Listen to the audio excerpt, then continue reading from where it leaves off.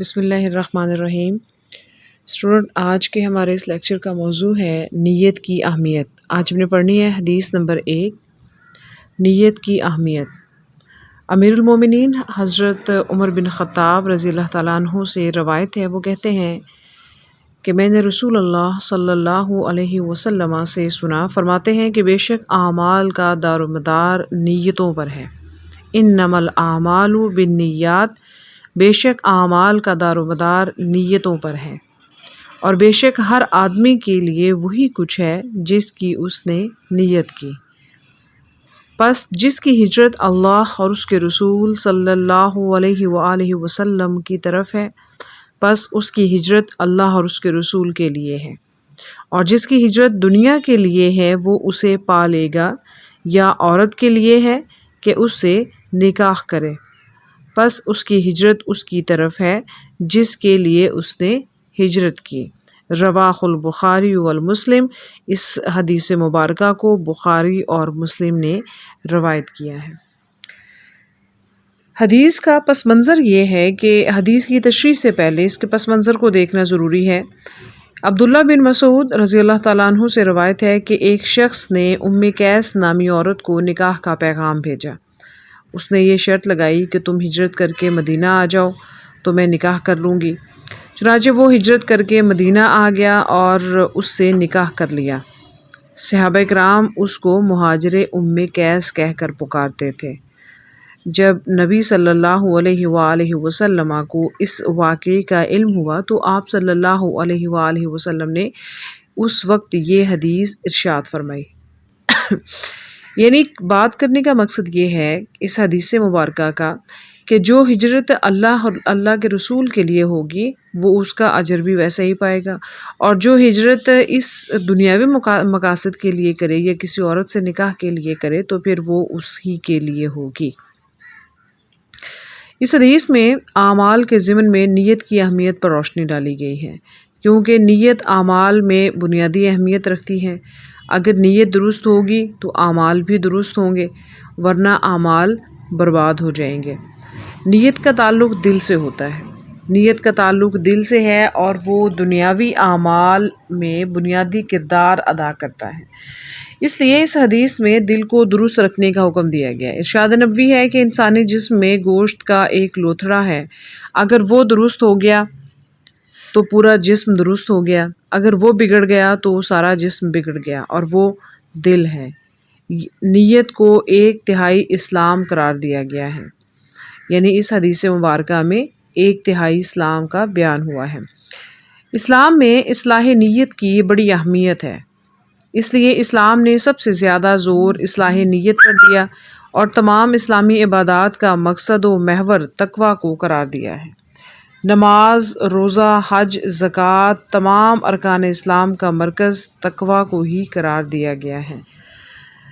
اصل میں تقویٰ وہ قوت روحانی ہے جو دل کو برائیوں سے روکتی ہے اور اس پر اچھائی کی کیفیت غالب کر دیتی ہے، جس سے انسانی دل پر نیکی کا غلبہ ہو جاتا ہے اور برائی مغلوب ہو جاتی ہے۔ اللہ کی نظر نیت پر ہوتی ہے، اللہ تعالیٰ کی نظر انسان کی نیت پر ہوتی ہے، اور انسان ظاہری طور پر جتنا خود کو پارسا ثابت کرنے کی کوشش کر لے، لیکن اگر اس کی نیت میں کھوٹ ہوگا تو پھر اس کو اس کا صلہ نہیں مل سکتا، کیونکہ اللہ تعالیٰ کے احکامات انسان کے ظاہری رویے پر نہیں بلکہ دل کی نیت پر نازل ہوتے ہیں۔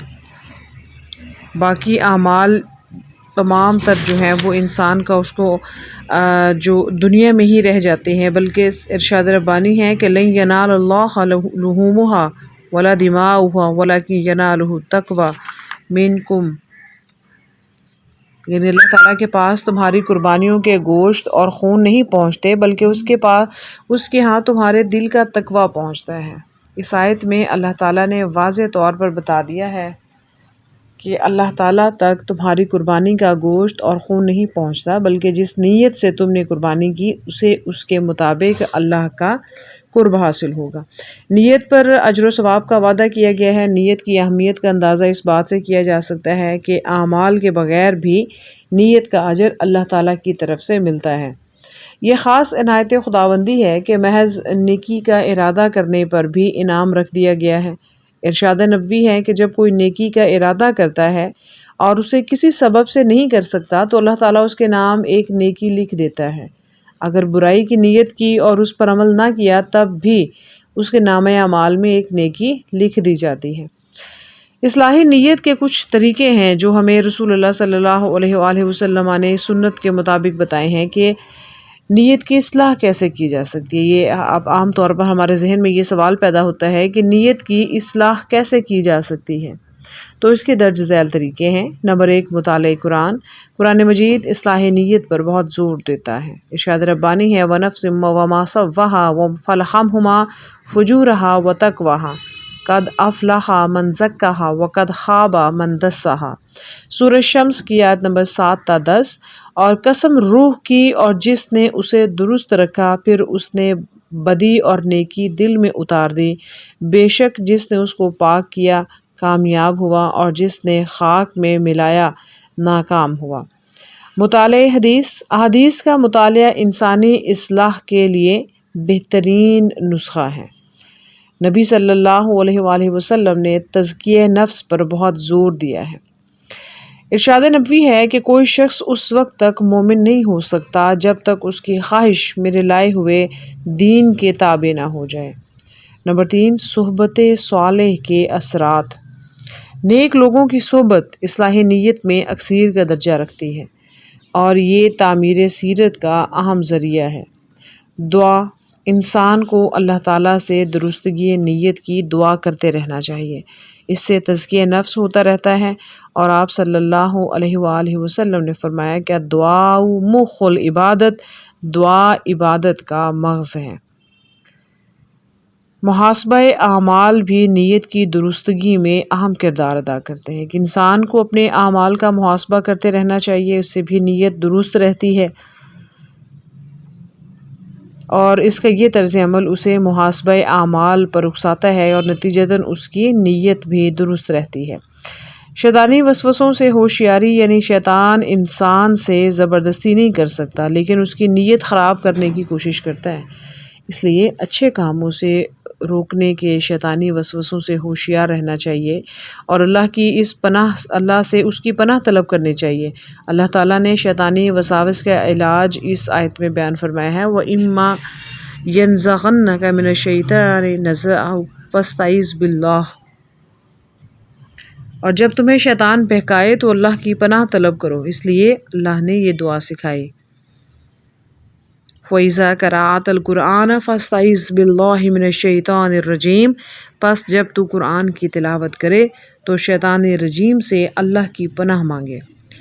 یعنی یہ جو مندرجہ بالے طریقے ہم نے مندرجہ بالا جو کچھ طریقے ڈسکس کیے ہیں جن پر ہم نے بات کی ہے، ان کے ذریعے سے ہم اپنی نیت کی اصلاح کر سکتے ہیں اور نیت بہترین ہوگی تو اس کے مطابق ہمارے اعمال بھی درست رہیں گے۔ اور نیت رسول اللہ صلی اللہ علیہ وسلم کے فرمان کے مطابق انما الاعمال بالنیات کے اعمال کا دار و مدار نیتوں پر ہے۔ اگر ہم کسی بھی کام کی نیت درست رکھیں گے، نیک رکھیں گے تو لا محالہ ہمارا اس کے نتیجے میں وقوع پذیر ہونے والا کام جو ہے وہ بھی اللہ رب العزت کی بارگاہ بے کس پناہ میں مقبول و منظور ہوگا اور اللہ تعالیٰ ہمیں اس کا اجر و ثواب بھی عطا کرے گا۔ تو اس حدیث مبارکہ سے ہمیں یہ معلوم ہوا کہ ہمیں اپنی نیت کو نیک اور درست رکھنا چاہیے، اللہ تعالیٰ سے ہمیشہ ہمیں نیک کام کرنے کی توفیق مانگتے رہنا چاہیے اور شیطان سے ہمیشہ پناہ مانگتے رہنا چاہیے۔ وما علینا الا البلاغ المبین۔